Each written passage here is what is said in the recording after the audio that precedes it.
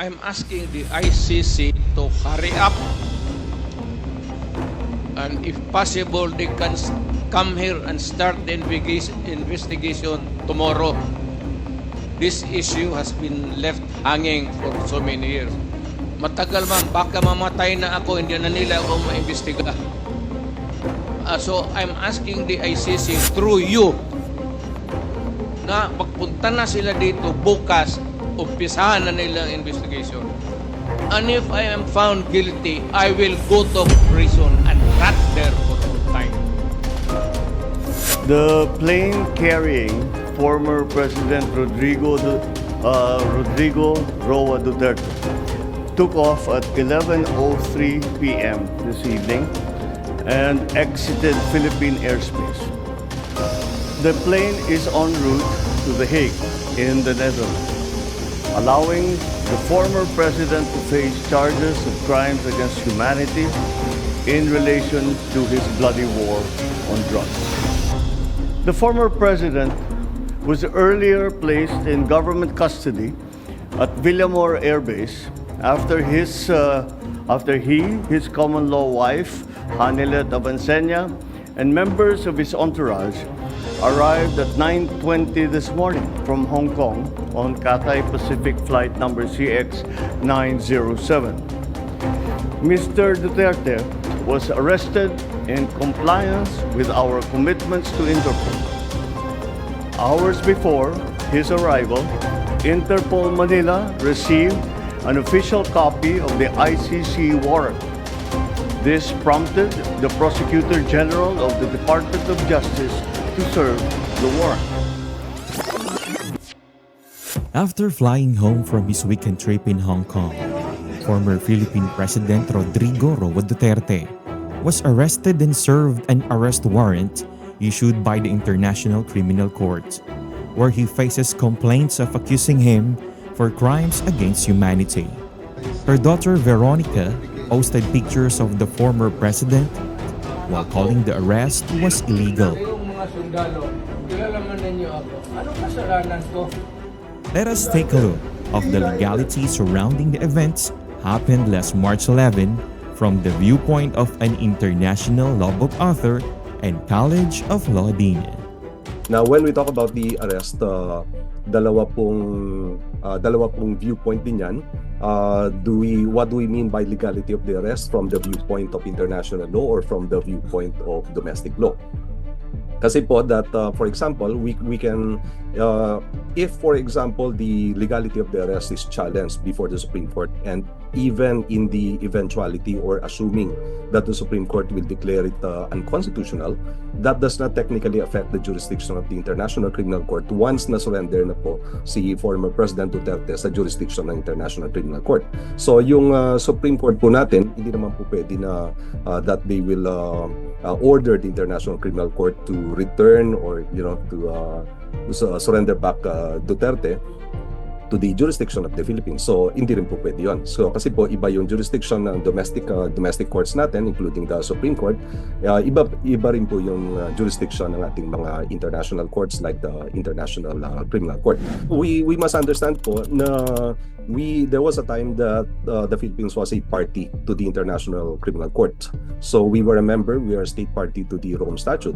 So nung time po na state party tayo sa Rome Statute and before our withdrawal from the Rome Statute in 2019, nagka-jurisdiction po yung International Criminal Court over crimes that were allegedly committed during that period of time. So once na-acquire na po yung jurisdiction over the subject matter of those crimes, so that jurisdiction will continue, and that cannot be prejudiced by the eventual withdrawal of the state. Kasi po yung naman daw, hindi naman po fair yun na siyempre once you know na may kaso na ipa-file sa iyo and then bigla ka lang mag-withdraw to deprive the International Criminal Court of jurisdiction. So fair lang po yun na once it acquires jurisdiction over a particular crime or over certain crimes that were allegedly committed during the time na member po tayo, the court will continue to have jurisdiction, and the subsequent withdrawal of the state will not prejudice the jurisdiction of the court. Basically po yung kasong na charge sa kanya is the crime against humanity of murder, which is covered by the Rome Statute, Article 7 po ng Rome Statute yon. And we must understand po na this is different from the ordinary murder that we understand under our criminal law sa domestic law po natin. Sa domestic law po, it's simply the killing of a person under, with certain qualifying circumstance. For example, kung may treachery, may premeditation, so that will become murder. Ang murder naman po, as a crime against humanity, iba naman po yun. It's a different level of murder because may contextual element po na requirement yon. It's not, aside from the act of killing lang, yung contextual element po is that it must be committed as part of a widespread and systematic attack against a civilian population. So that's the challenge that on the part of the prosecution. They need to establish na yung war on drugs was committed as part of a widespread and systematic attack against a civilian population. So yung burden of proof po nun nasa prosecution. So if even if you can establish the commission of murders, if you cannot establish na connected yon to a widespread and systematic attack against a civilian population, then it will not satisfy the requirement for the charges of crimes against humanity. Well, as soon as he is surrendered to the International Criminal Court, then the International Criminal Court will acquire yung tinatawag nating jurisdiction ratione personae or jurisdiction over his person. So, yung jurisdiction ratione personae or over the person of the accused, that can be acquired in two ways, either mag-surrender sa voluntarily or if the warrant of arrest is enforced against him. So, in this particular case, apparently, there was a warrant and then it was enforced by the Philippine government and then he was surrendered, and that will be sufficient for the International Criminal Court. Based on what I've seen sa mga interview niya and sa statements niya, apparently, what he was citing was the obligation as a member of the Interpol. So, hindi ko po talaga na-check yon, pero normally, basta may Interpol po na request and being a member state, being a party to the Interpol, so normally po is also part of our obligation. Kasi po, ganun din po yan eh. It's based on reciprocity. Kung tayo naman po may kailangan na ipa-arrest, for example, somebody who is an outlaw or is let's say required to be extradited to the Philippines, so we might also need the assistance of the Interpol. Lahat ng moves po natin may implication po sa diplomatic, economic, trade relations po natin with other states, especially with the member states of the International Criminal Court. So kaya po yun isang implication po yun. For example, if there is a warrant and then technically po, because we are no longer a member of the International Criminal Court, technically po may discretion si President Bongbong Marcos not to implement the warrant. So kasi po wala na tayong obligation as a state party. Although may opinion din po na on the other hand they're also saying na it remains as part of our cooperation agreement because the crimes were allegedly committed at the time na may jurisdiction yung International Criminal Court. Pero ito po may mga legal contention po pros and cons yan. Ultimately they will have to be decided by the International Criminal Court, so we will see kung ano po yung magiging final na decision. Technically, kasi po yung ano nun, especially when citizen of the Philippines yung concerned doon, normally ano po yan it's a matter of the conduct of foreign relations So ultimately discretion po yan ng president on how to decide on the matter.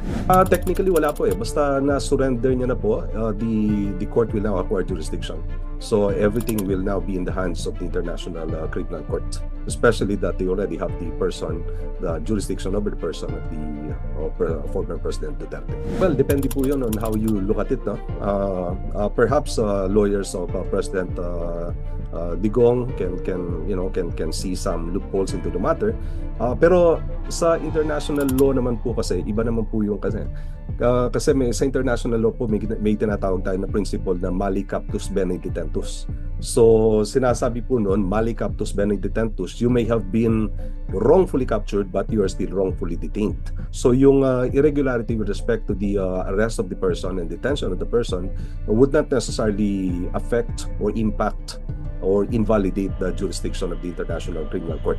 May mga previous cases na po yun na kinwestiyon yung the mode and the way they were arrested and turned over to the International Criminal Court.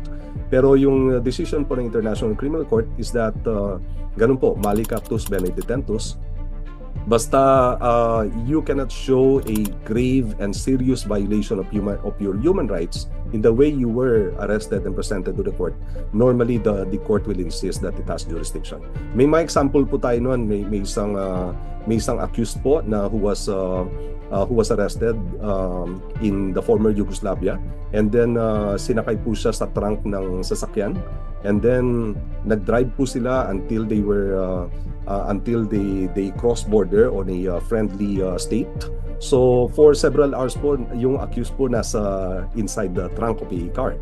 So he raised a challenge on the legality of his arrest. Sabi niya his human rights were violated kasi po in the way he was brought to the court. Sabi po ng International Criminal Court, well, there may have been violations of your human rights. However, these violations were not serious and they were not intentional, and they were only parang intended lang po yun kasi they were on a dangerous territory.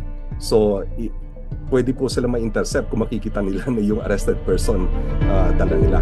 And that's why yung mga agents po, they placed the suspect or the accused inside the trunk of the car. So sabi po ng Supreme Court, ng International Criminal Court, that is not a serious violation of human rights.